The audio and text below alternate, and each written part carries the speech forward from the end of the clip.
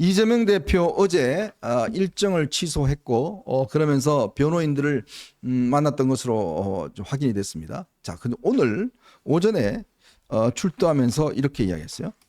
이 사건은 희대의 조작 사건이다. 언론이 진실을 보도하기는커녕 마치 검찰의 애완견처럼 정보를 받아서 쓰고 있다. 그러면서 안부수 판결과 이화영 판결이 다른 것을 왜 언론들이 지적하지 않느냐? 이걸 이야기했는데 우선 정 변호사님, 네네. 이 안부수 판결과 이화영 판결 이거는 왜 다른가요? 제가 조금 전에 말씀드렸다시피 네. 그런데 뭐 희대의 조작 판결 이렇게 말씀을 하셨는데 지금 대법원장님이 조희대 대법원장입니다. 네네.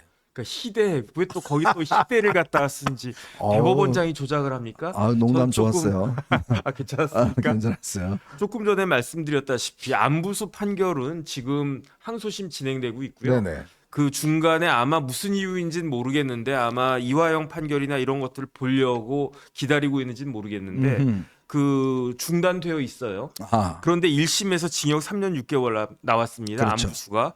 이게 이제 특가법상의 특경가법상의 특정경제범죄 가중처벌법 위반죄 횡령으로 그다음에 마찬가지로 외국환거래법 횡령으로 그 문제가 됐는데 네. 왜 차이가 있느냐? 안부수가 한 것만 처벌받는 거기 때문에 차이가 있는 거예요. 그러니까 지금 쭉 보면은 이 혐의가 크게 두 가지인데요. 2018년 12월 26일에 안부수가 심양 가가지고 거기서 7만 불을 갖고 심양 갔다가 그 돈 들고 또 다시 평양까지 들어가요. 안부수가. 그러더니 12월 22일에 평양에 들어갔는데 나흘 쉬었다가 12월 26일에 북한 노동당에다가 7만 불 지급합니다. 네. 이게 다 들통이 났고요. 그 다음에 해 넘겨가지고 한 달쯤 뒤에 2019년 1월 24일에 심양에 또 가가지고 이땐 돈이 더 커져요. 2배 이상 14만 5천 불. 그 다음 180만 위안.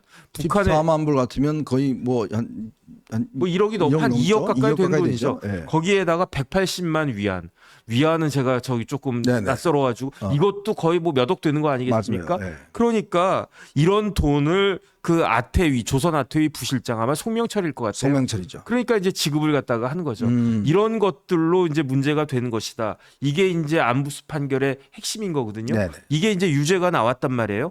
그런데 그 지금 이화영 판결 관련해 가지고는 800만 불이잖아요. 네. 저는 솔직히 말씀드리면 이재명 대표가 구체적으로 뭘 이야기하는 건지 잘 모르겠는데 제가 그냥 나름대로 선회하자라고 하면 왜 안부수 관련해선 7만 불, 14만 5천 불, 180만 위안 이렇게 해놓고 쌍방울 관련해가지고 이화영 관련해서는 800만 불 이야기하느냐? 그 금액이 다른 거 아니냐? 금액도 그렇고 이제 그거는 이제 주가 조작용이었다. 네네. 한 거하고 이거는 대북 이 방북 비용이다. 뭐 네네. 이렇게 한 거가 차이 난다 이런 이야기인 것 같아요. 그런데 안부수가 두 가지 다 하는 거거든요. 다 아주 그렇죠. 그러니까 주가 조작도 하고 방북 비용도 하고 둘 다 한 거예요. 네. 안부수를 누가 소개시켜 줬냐면 이화영의 그 누구야 친척이 소개시켜 줬어요. 맞아요. 네. 그런데 이화영의 친척이 뭐 하던 사람이냐? 국정원의 고위 관계자였어요. 그 사람이 보고 쓴 사람 아닙니까? 그 사람이 그 사람만 보고서를 쓴 게 아니고 네. 그 사람도 보고서를 썼어요. 그런데 보고서를 언제 썼느냐? 2019년 2월에 보고서를 썼어요. 네. 그런데 제가 좀 전에 말씀드렸다시피 그 안부수가 두 번 돈을 갖다가 주는 게 2018년 12월 26일, 2019년 1월 24일 두 번 이제 평양도 갔다 오고 심양 갔다 오고 해가지고 안부수가 북에다가 돈을 갖다가 상납을 하는데 네. 국정원 보고서가 2019년 그 다음 달 그렇죠. 2019년 2월에 2월에 나오죠. 국정원 보고서가 그 드러나요. 그런데 그때 뭐라고 이야기했느냐? 안부수와의 관계를 종결한다. 종결한다 그래요. 왜냐하면 안부수가 쌍방울 주가 조작에 동참했다. 그랬기 때문에 안부수 이제 위험하고 좀 얘는 조금 아닌 것 같다. 그래가지고 안부수와 관계를 종결해라. 나노스 뭐 이상가 뭐 그랬죠, 그죠? 그렇죠. 네. 그래서 근데 2018년 4월에 나노스 주가가 하늘을 찔렀던 적이 그렇죠. 있어요. 그거를 보고 김성태가 북한이 돈이 될 수 있겠네라고 생각을 갖다가 했었던 건데 그런데 그 국정원에 일관적인 내용들이 쭉 있어요. 그런데 그런 것들을 다 토막내 가지고 자기한테 불리한 것들은 다 다 빼버리고. 숨기고 자기한테 유리한 것만 딱 이야기를 갖다가 하는데 그런데 신진우 부장판사는 모든 걸 다 보지 않았겠습니까? 그렇죠. 저도 사실은 이제 지금 판결문 쭉쭉 보고는 있는데 다 안 나와 있어요. 그런데 신진우 부장판사는 수만 페이지 기록을 다 봤을 거란 말이죠. 그런데 신진우 부장판사의 결론은 무엇이었느냐? 쌍방울은 2018년 12월 이전에는 2018년 11월에 이화영이 그 김성태 보고 500만 불 그 스마트팜 비용 대납해달라고 그렇게 이야기했단 말이에요. 그렇죠. 그 이전에는 그 재판부 입장에서 봤을 때는 결론은 뭐냐면 쌍방울은 그런 식으로 엮이기 전에 코끼기 전에는 쌍방울은 북한에다가 네일 만드는 회사잖아요. 그러니까 네일을 제공하거나 아니면 평양에다가 매장 하나 만들어 볼까? 쌍방울 빤스 매장 하나 만들어 볼까? 그런 정도의 사업 계획만 있었다는 거예요. 네, 맞아요. 쌍방울은. 네. 그다음에 자원 개발하는 거 얼마나 어렵습니까? 네, 히토류 개발요. 조금 전에 이제 그 위원님 말씀하셨지만 우리나라 영일만 우리나라 최첨단 기술 가지고도 영일만의 석유가 나올 확률이 몇 퍼센트다? 20%잖아요. 그런데 북한 자원 개발은 북한에 무슨 그 북한의 기술이 있다고 자원 개발할 수 있겠습니까? 더군다나 성공한다고 한들 쌍방울 같은 기업이 그 수익을 가져올 수 있겠습니까? 네. 그러니까 성공 여부가 극히 불투명한 그런 사업이기 때문에 이런 것들은 쌍방울 같은 회사, 아니 삼성현대도 못하는 회사다, 못하는 사업이다. 그렇기 때문에 쌍방울이 이러한 그 북한 자원 개발 사업에 참여하려고 했던 것은 뒷배가 있었기 때문이다. 네. 그 뒷배가 어디냐? 1번 경기도고요. 2번 북한이고. 네. 이런 것들이 없었으면 할 수가 없었던 것이다. 그런데 김성태 회장은 이화영 부지사로부터 스마트팜 비용 대납과 관련된 제안을 받고 고민 끝에 수락함으로써 비로소 대북 사업을 그 시작할 수 있었던 것이다. 이런 내용들로 그 법원이 쫙 깔끔하게 정리를 갖다가 했는데 그러니까 이제 정리를 하자면 네네. 이제 이 기본적으로 북한에 대해서 처음에 쌍방울이 이제 안부수를 해서 이제 접근을 했는데 네네. 그때만 하더라도 사실은 지금 뭐 대북 어떤 송금이나 또 이재명 방북이나 이런 것을 생각하지 않고 네네. 처음에 이제 네일을 그때 아마 제가 기억하기로 네일을 갖다가 북한으로 중국으로 보내면 가져가라 하는데 걔들이 아이고 무슨 네일가 돈 된다고 되냐 뭐 거절했던 걸로 알고 있어요. 네네. 그리고 이제 그 본인이 나노스를 만들어서 처음에 이제 좀 해보려고 했는데 주가가 좀 뛰고 괜찮단 말이에요. 근데 이게 북한하고 해다 보니까 이게 지금 정부하고 뭐 안 끼니까 이게 일이 안 되더라는 거잖아요. 그래서 이제 그때부터 이화영 소개로 해서 이제 스마트팜 사업 뭐 하면서 하니까 이 사업이 쫙쫙쫙 진행이 되는 거예요. 네네. 그러니까 이렇게 하면은 뭔가 우리가 사업이 되겠다. 그러니까 주가 조작의 의도가 전혀 없었다는 건 아니고 주가가 이제 뛰니까 즉 나노스가 무슨 생명과학 뭐 그다음 히토리우 뭐 이런 거 하니까 튀니까 그런 것도 있겠지만 그걸 하기 위해서는 결국 경기도라는 뒷배 이재명이라는 뒷배가 있어야 확실할 것 같다. 네네. 라는 그런 의미잖아요. 그런 것도 있었고요. 그런데 여기서 주목할 건 뭐냐면은 김성태가 그러니까 이화영 부지사가 네. 2018년 7월에 경기도 부지사가 된단 말이에요. 그렇죠. 10월 달에 북한 가요. 누구 만났느냐? 김영철 만나요. 맞아요. 김영철은 높은 사람이잖아요. 그러니까 김영철한테는 그 큰 왁구로 이렇게 앞으로 잘해보자. 실질적인 이야기는 누구랑 하냐면 김성혜랑 하고 있다. 김성혜 여러분 아마 기억하실 겁니다. 김성혜는 예전에 그 김여정이 우리나라 왔을 때 감독님 사진 한번 찾아주시겠어요? 김여정이 한국에 왔을 때 김여정과 함께 수행해서 김여정의 옆에서 계속 핸드백도 들어주고 했던 게 바로 김성혜입니다. 김성혜는 사실은 북한의 핵심적인 인사예요. 그런데 김성혜가 어떤 사람이냐면 1965년생이에요. 네. 누구랑 동갑인 것 같은데. 그런데 대학을 어디 나왔느냐?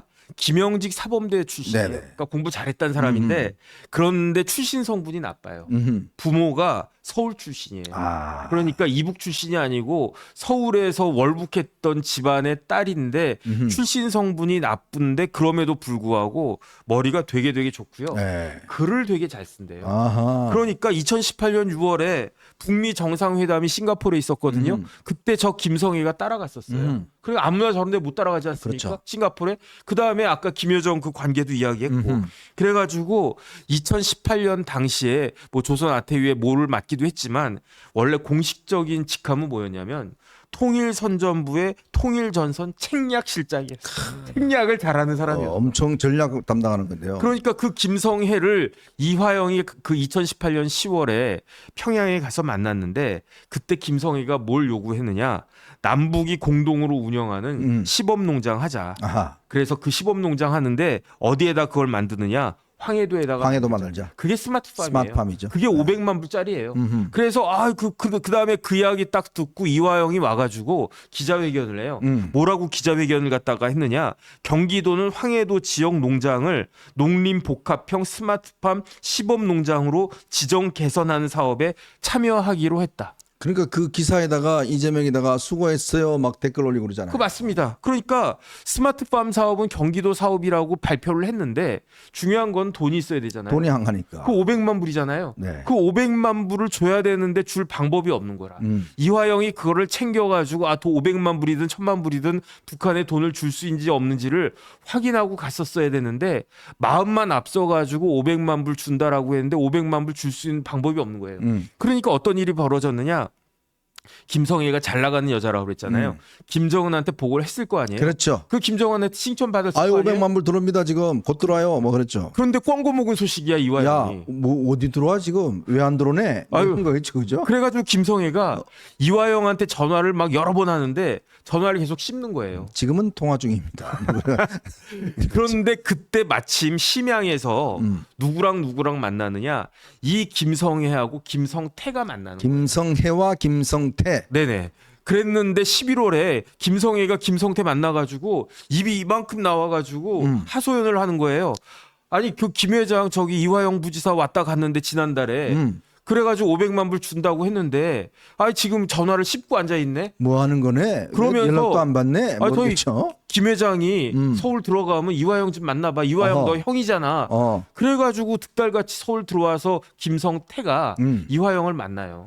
이화영 만나니까 이화영이 김성태한테 뭐라고 이야기하냐? 야 이거 김 회장 어려운 일이 벌어졌다. 그러니까 네가 스마트팜 비용 대신 지급해 달라. 야 의회도 이제 허락 안 하고. 이렇게 이야기를 해요. 근데 만약에 쌍방울이 뭐 나노스 주가 뜨고 어쩌고저쩌고 그걸 딱 보고 북한 사업하려고 했는데 이화영이 이런 이야기를 딱 했다 그러면 불감청 고소원입니다. 그러면서 그걸 탁 물었어야 되잖아요. 그렇죠. 김성태 아무 말 안 했어요.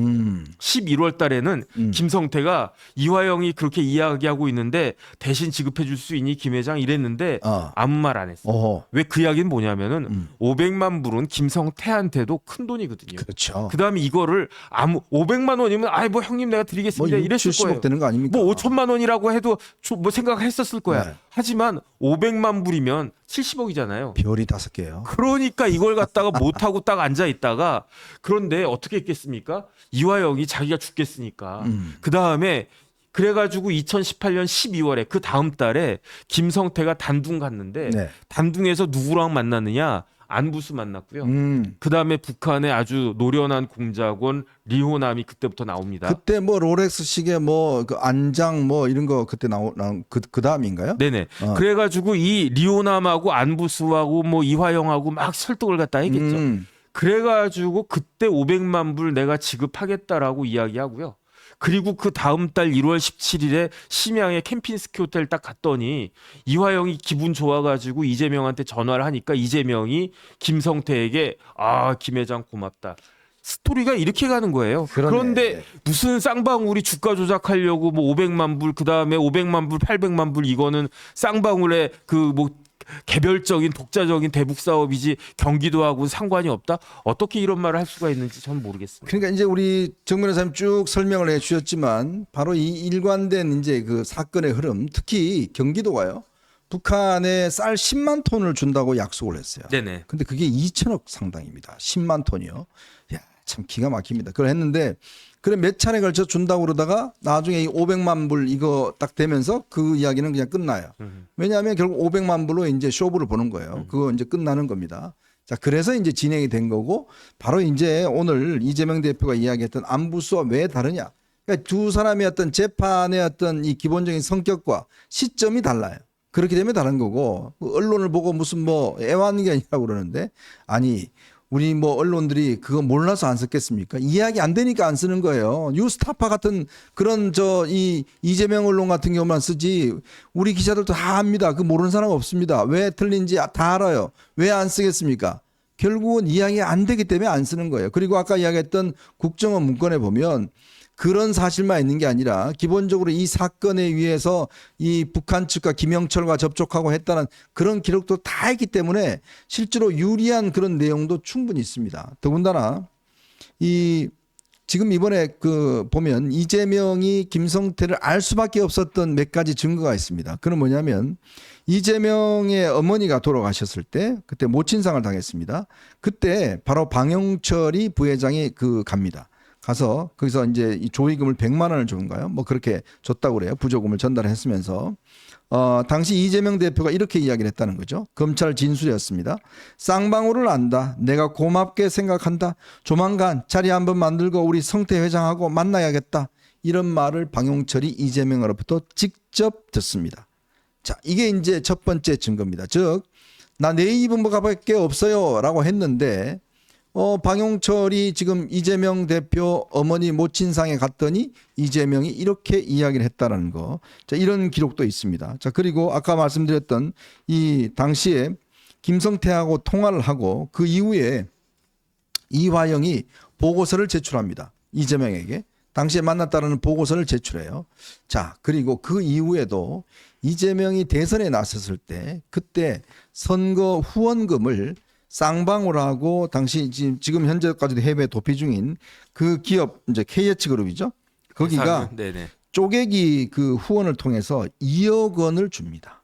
여러분 가장 많은 액수를 줘요. 네. 쌍방울이 이재명에게 후원금으로 임원들 명의로 해서 쪼개기 후원을 해서 2억 원을 갖다 후원금을 줍니다. 근데 몰랐다고요? 네네. 말이 안 되잖아요. 그런데 그건 이해는 돼요, 저는. 네. 왜냐하면 이재명 대표는 모르는 게 많은 사람이잖아요. 그 누구야 가장 알 수밖에 없었던 대장동의 핵심 처장도 몰랐다고 그랬잖아요. 김문기는 몰랐다고 그랬죠. 그다음에 심지어 병이 있다고 그랬어요. 네. 안면 인식 장애. 인식 장애. 그런 장애가 있으신 분이니까 저는 이해는 되는데 네. 자기가 몰랐다고 그 장애가 있기 때문에 몰랐다라고 해서 있었던 사실이 없어지는 건 아니지 않습니까? 네. 더군다나 아마 이제 신진우 부장판사는 이화영 부지사 판결을 갖다 쓰면서 이재명 대표가 이런 식으로 발뺌을 오리발을 내밀 거를 알고 있었던 것 같아요. 벌써 일주일 됐어요. 이화영 부지사 판결 나온 게 6월 7일이잖아요. 아유, 벌써 그래 됐네요. 지난주 금요일이었거든요. 벌써 일주일 됐어요. 딱 일주일 됐어요. 근데 그때 수원지방법원 보도자료 있었잖아요. 네네, 4장짜리. 저한테 보내주셨잖아요. 네네.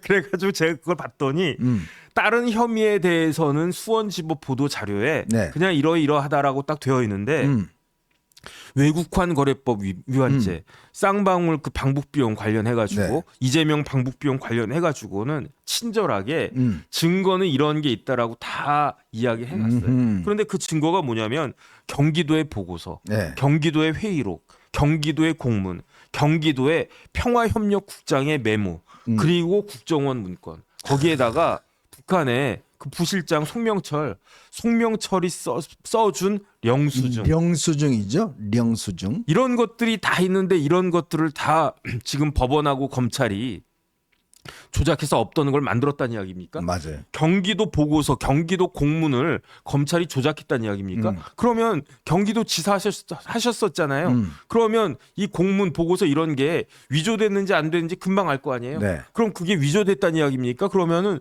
그 직인 같은 거 다 위조했다는 이야기입니까? 그냥 자기 손가락을 클릭했대요. 손가락이 그냥 자기 머릿속으로 모르는데 그냥 손가락이 잘못이에요. 아, 요 놈이 잘못이에요. 요게 유죄, 손가락이 유죄. 그냥 클릭했다는 거 아닙니까? 아, 자기는 그냥 클릭만 했다. 요 손가락이 유죄인 것 같습니다. 그러니까 이해가 되는 게 지난번에 총선 끝난 다음에 이화영 부지사 재판 이제 막바지로 갈 때 네. 그때 뭐 연어가 어떻고 뭐 소주가 어떻고 이렇게 상식적으로 말이 안 되는 그야말로 몰상식적인 주장을 할 수밖에 없었던 이유가 이 판결문에 다 드러나는 것이다. 네. 이렇게 봅니다. 네. 자, 김감독 우리 저희 집은 목이 메십니다. 물 좀 드리실 것 같고요.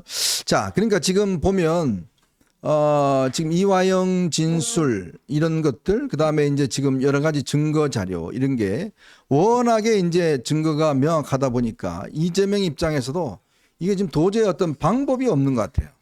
빼도 박도 없는 방법이 없다 보니까 처음에는 뭐 스토리 라인이 뭐 허접하다라든지 뭐 이런 식으로만 이야기를 했는데 결국은 어제 갑작스럽게 일정을 취소하면서 변호인들을 소집했지 않습니까? 네네. 소집해서 결국은 이게 논의하고 오늘 나가면서 굉장히 굳은 표정으로 늘 같으면 그냥 웃으면서 아이 또 소설이에요. 정치검찰의 소설입니다. 이렇게 이야기를 했을 것 같은데 근데 그게 아니라 굉장히 심각한 노조로 오늘 이야기를 한 걸 보면 이게 지금 심상치 않다. 이게 지금 되어가는 형국이 보니까 더군다나 어제 우리 신진우 부장판사 했잖아요. 네네. 어제 아마 그 수원지법에서 원래는 이제 재판 지법원장이 이렇게 지정할 수도 있다고 그래요. 네네. 근데 딱 두 개가 있답니다. 11부하고 14부가 있다는데 그걸 컴퓨터로 돌려서 자동으로 딱 배정을 한 거예요. 원래 제가 볼 때는 민주당 입장에서는 그냥 재판장이 신진우 부장 맡겼으면 바로 재판부 기피 신청을 했을 거예요. 이거 지금 증거 제대로 안 보는 저 사람들 이거 못 받는 했는데 근데 이거를 지금 전산으로 해서 이거 지금 맡겼지 않습니까? 네네. 그 기피 신청할 이유도 이게 근거도 없는 거예요. 그래서 오늘 사실은 조금 전에 정법전 TV에서 네. 저희 사무실에 부장판사 출신 변호사님 나오시라고 해가지고 네네네. 물어봤어요. 뭐라고 이야기를 하느냐. 이런 사건들은 판사들이 맡기 되게 싫어한대요. 왜냐하면 일도 많고 그렇죠. 그다음에 이름 언론에 막 떠다니고 뭐 예컨대 정혁진 판사가 이걸 썼다 그러면 저 새끼 막 좌표 찍고 뭐 무슨 또 해코지하고 그러지 않겠습니까? 그다음에 이제 부장 판사는 그렇지만 그 밑에 있는 배석 판사들은 그 일이 다 자기한테 떨어지니까 그렇죠. 그러니까 요즘은 법원에서 아무리 법원장이라고 해도 야 이거 네가 해 까라니까 이게 안 된대. 그래서 만약에 컴퓨터로 돌리지 않고 이거를 수원지방법원장이 정혁진 판사한테 딱 맡겼다. 그러면 정혁진 판사가 법원장한테 대든다는 거예요. 아니 그 원장님 왜 나한테 왜 이러세요?